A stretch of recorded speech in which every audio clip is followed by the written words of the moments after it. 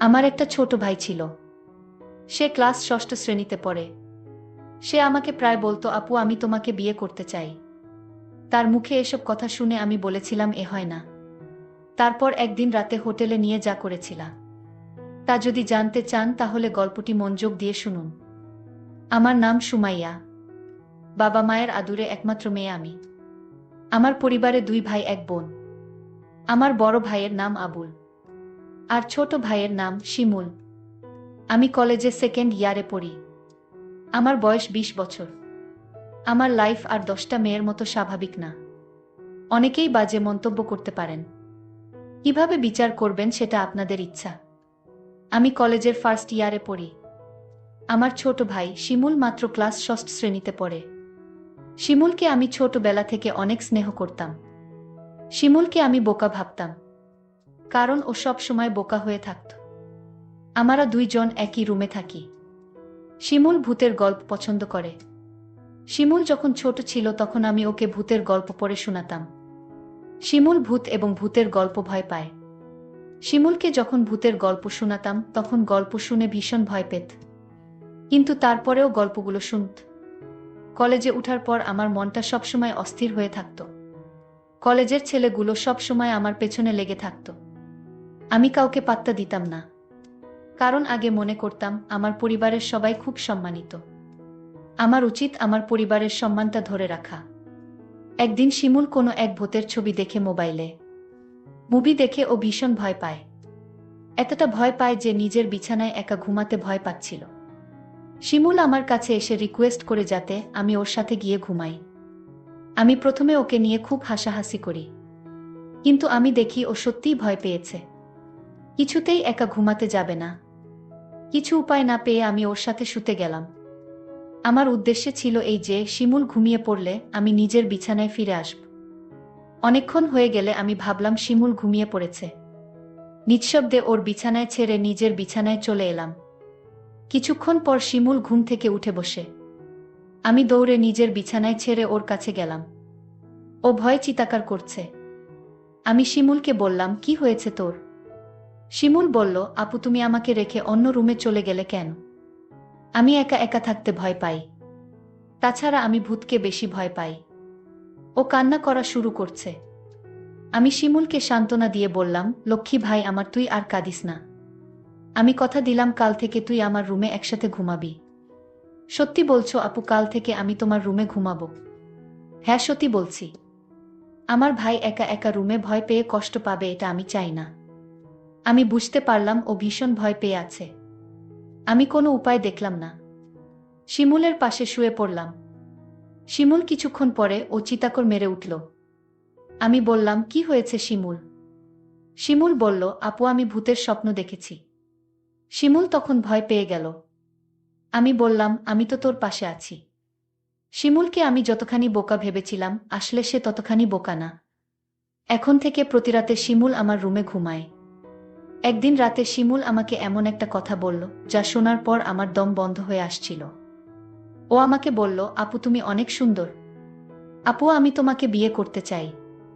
আমি বললাম, বোকা তুই এসব কি বলছিস? আমরা বিয়ে করতে পারবো না। কেন আমরা বিয়ে করতে পারবো না? আমি বললাম, কারণ আমরা ভাই বোন।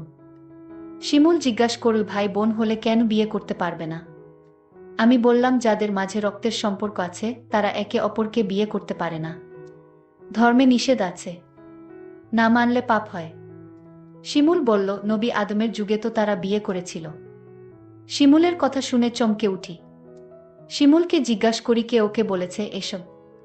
শিমুল বলল, ওকে কেউ বলেনি, ও নিজে অন্য একজনের কাছ থেকে জেনেছে।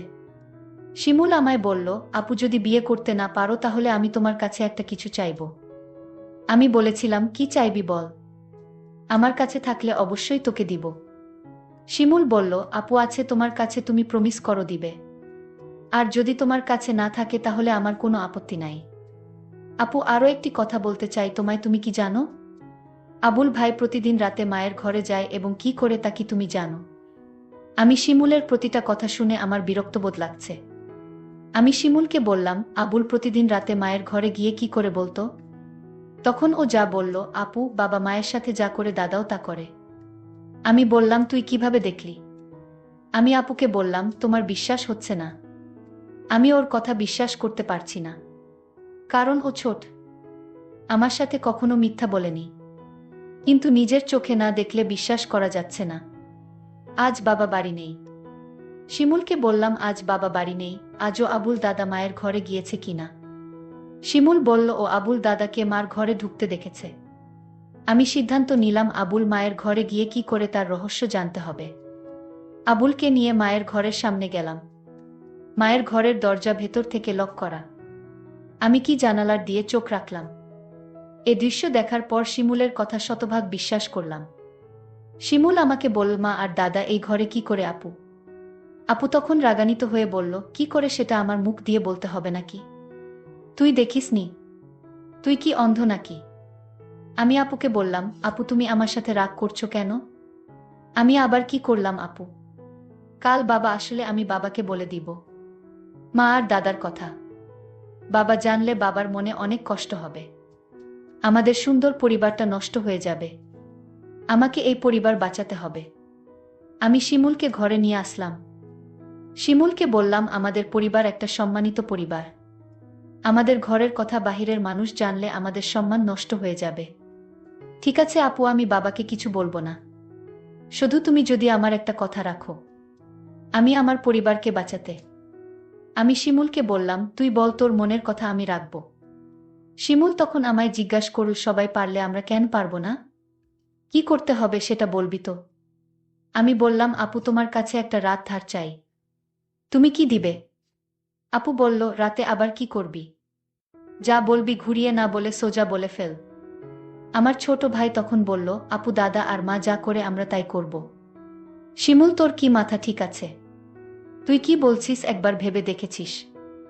আমি আপুকে বললাম, তুমি আমার কথা রাখবে কি সেটা বলো।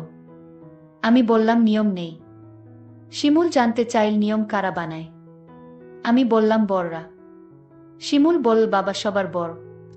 শিমুল বাবাকে বলে নিয়ম বানাবে। শিমুলকে বাবার কাছে যাওয়া থেকে আটকাতে হবে। কিন্তু শিমুলকে কোনোভাবে বোঝানো যাচ্ছে না। আমি ভাবলাম, শিমুল খুব বড় নয়, সবে ক্লাস 6 শ্রেণীতে পড়ে। তাছাড়া ও বোকা, মানসম্মান বিষয়ে তার কোনো জ্ঞান নেই। আমি বললাম, আমি যদি শিমুলের কথা রাখি, তাহলে ওকে চুপ রাখা যাবে। মা আর দাদার ঘটনা বলা যাবে না। আমি বললাম, শিমুল তোর কথায় আমি রাজি, তবে একটা শর্ত আছে। শিমুল বলল, কি শর্ত আপু? আগামী মাসে বাবা মা আমাদের পরিবারের সবাই ঘুরতে যাব চট্টগ্রাম।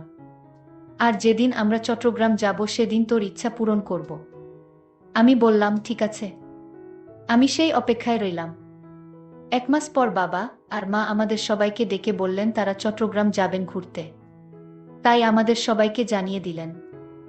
আমি বাবার কথা শুনে আমার অনেক ভালো লাগছে। এতদিন পর আমার মনের ইচ্ছা পূরণ হবে।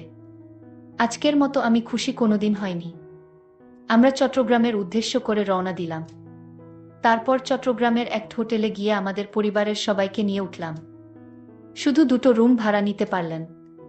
বাবা আর মা নিজেদের জন্য একটা রুম নিলেন, আর আমাদের 3 ভাই বোনদের জন্য অন্য রুমটা দিলেন। আমরা সারাদিন চট্টগ্রামের দর্শনীয় স্থান ঘুরলাম। সন্ধ্যায় ক্লান্ত হয়ে হোটেলে ফিরলাম। ফ্রেশ হয়ে খাওয়া দাওয়া সেরে যে যার রুমে চলে গেলাম ঘুমানোর জন্য। রুমে 2টো ডাবল বেড ছিল। একটাতে আমি শুলাম আর অন্যটাতে শিমুল আর আবুল দাদা। আমরা সবাই ক্লান্ত ছিলাম, তাই বিছানায় শুতেই চোখে ঘুম চলে এলো। আবুল দাদা ঘুমিয়ে গেছে। আমারও ঘুম ধরেছে, এমন সময় শিমুল আমার কাছে চলে এল। আমি কোথায় শোবো, আমার তো আবার ভূতেরে ভয় লাগে। আমি বললাম, তাহলে আমার পাশে এসে ঘুমাতে। বাইরে বৃষ্টি হচ্ছিল। পরিবেশটা ঠান্ডা ঠান্ডা ছিল। আমি আর শিমুল এক বেডে শুয়ে পড়লাম। রাত যখন গভীর হলো, আমি আপুকে কানে কানে বললাম, আপু আমার কথাটা মনে আছে তো? আপু বলল, মনে আছে। আপু বলল, এখন চুপচাপ ঘুমিয়ে পড়। আমি আপুকে বললাম, আপু ঘুমালে হবে? তাহলে তুমি যে আমায় কথা দিয়েছিলে তার কি হবে? আপু বলল, শোন, আজ তো পাশের বেডে আবুল দাদা শুয়ে আছে। বড় ভাই যদি জেগে যায় তাহলে সমস্যা হবে। আমি আপুকে বললাম, তাহলে এখন কি উপায়? আপু বলল, তুই চিন্তা করিস না, কাল এর একটা ব্যবস্থা করব। আপু, কাল কি ব্যবস্থা করবে? আজ পারলে না, এখন তুমি বলছো কাল পারবে। আমি তোরে কথা দিলাম তুই একদম ঠান্ডা মাথায় ঘুমা। দেখিস আমি সকালে কি করি। তারপর সকাল হলো। আমরা একটা রেস্টুরেন্টে গিয়ে সবাই খাবার খেতে বসলাম। খাওয়া দাওয়া সেরে আমি মাকে ডাক দিয়ে বললাম, মা আমরা আজ এক রুমে আবুল দাদাকে নিয়ে থাকতে পারবো না। আপু মাকে বুঝিয়ে বলল, মা কাল রাতে আবুল দাদা এমনভাবে নাক ডাকা শুরু করছিল আমরা সারা রাত ঘুমাতে পারিনি। আমার আর শিমুলের জন্য আলাদা একটা রুমের ব্যবস্থা করে দাও। আবুল দাদা বলল, আমি মিথ্যা কথা, আমি কখনো নাক ডেকে ঘুমাইনি। আবুল দাদাকে আমি বললাম, মা আপু ঠিকই বলেছে, দাদা রাতে প্রচুর নাক ডাকে। আমিও সারা রাত ঘুমাতে পারিনি। আমার খুব ভয় করে, তার চেয়ে বরং আমাদের অন্য একটা রুমের ব্যবস্থা করে দাও। বাবা বলল, ঠিক আছে, তারা যখন এত করে বলছে তাহলে তাদের জন্য আলাদা একটা রুমের ব্যবস্থা করে দিলেই ভালো হয়। আমি বাবার কাছে গিয়ে বললাম, অনেক অনেক ধন্যবাদ বাবা। বাবা তখন আমার আর আপুর জন্য আলাদা একটা রুম ভাড়া নিল। আমরা সবাই রাতের খাবার খেয়ে প্রত্যেকের রুমে গিয়ে শুয়ে পড়লাম। আমি আর আপু আলাদা একটা রুমে গিয়ে শুয়ে পড়লাম। রুমের বেড এত ছোট ছিল যে দুজন থাকা খুব কষ্ট হচ্ছিল। হঠাৎ দেখলাম আপু ঘুমিয়ে গেল। আমি আপুকে ডাক দিয়ে বললাম, এই আপু তুমি ঘুমিয়ে গেলে। আমি আপুকে জোরে জোরে ডাকতে লাগলাম। আপু আমার কথা শুনছে না। আমি রাগান্বিত হয়ে আপুকে বললাম, আপু তুমি উঠছো না কেন? কিছুতেই আপু আমার কথা শুনছে না। আমি আপুকে গ্লাস থেকে পানি নিয়ে তার মুখে ছিটা দিলাম। তাও আপু উঠছে না। আমি আপুকে বললাম, এই আপু আমি কিন্তু এখনই বাবাকে দাদার ঘটনা সব বলে দিব। তুমি যদি না উঠো। তাও দেখছি আপু উঠেনি। আমি ভয় পেয়ে গেলাম। আপু ঘুম থেকে কিছুতেই জাগাতে পারছি না। আমি আর কোনো উপায় না পেয়ে বাবাকে ডাক দিয়ে বললাম, বাবা আপুকে এই যে ডাকছি, আপু তো ঘুম থেকে উঠছে না। বাবা বলল, রাত অনেক হয়েছে, তোর আপু মনে হয় গভীরভাবে ঘুমিয়ে গেছে। যা তুই শুয়ে পড়। সকাল হলে ডাকতে হবে না, এমনিতেই উঠে যাবে। আমি বাবাকে বললাম, বাবা তুমি বিষয়টা বুঝতে পারছো না। আমি আপুকে পানি ছিটা দিলাম, তাও তো উঠছে না। মা তখন আমায় বলল, তুই কি বলছিস? মা তখন আমার সাথে আপুর রুমে আসলো। মা আপুকে ডাক দিল। কোনো সাড়া নেই। মা তখন চিৎকার করে উঠল। মা কান্না করা শুরু করে দিল। আমার মেয়ে আর বেঁচে নাই। ঘুমের ঘরে মরে গেছে। আমার কি সর্বনাশ হয়েছে। সবাই রুমে আসলো আর চিৎকার করে কান্না করতে লাগলো। কিন্তু আমার মনে সন্দেহ হচ্ছিল না। না, আপু এভাবে মরতে পারে না। আমি এসব ভাবতে ভাবতে আপুর বিছানায় একটা চিঠি লক্ষ্য করলাম। চিঠিটা আমি খুলে পড়তে শুরু করলাম। চিঠিতে লেখা ছিল, শিমুল ভাই আমার, তুই আমাকে ক্ষমা করে দিস। আমি তোর কথা রাখতে পারিনি। কারণ দাদার ঘটনা দেখার পর থেকেই আমার মন থেকে বাঁচার ইচ্ছা চলে গেছে। সেদিনেই আমি সিদ্ধান্ত নেই, এই পরিবারে আমি বেঁচে থাকতে পারবো না। কারণ যেই পরিবারের সম্মান থাকে না, মায়ের কার্যকলাপ আমার কাছে ভালো লাগে না। আর তোকে আমি মিথ্যা আশা দিয়েছিলাম। কারণ আমি চেয়েছিলাম দাদা আর মায়ের বিষয়টা কেউ না জানুক। কিন্তু তুই বারবার আমায় বলছিলে, তোর কথা যদি আমি না রাখি তাহলে দাদা আর মায়ের কথা তুই বাবার কাছে বলে দিবি। আর আমি কোনো পাপ করতে চাইনি। তার চেয়ে বরং আমি উপারে চলে যাই। তুই যদি সত্যি তোর আপুকে পরকালে ভালো রাখতে চাস তাহলে দাদা আর মায়ের কথা কিছুতেই বাবাকে বলিস না।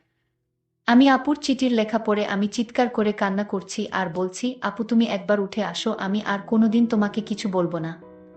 তাও তুমি উঠে আও। কিন্তু মানুষ মরে গেলে কি আর জীবিত হয়? প্রিয় বন্ধুরা, আজকের গল্পটি কেমন লাগলো তা কমেন্ট করে জানাবেন। ধন্যবাদ।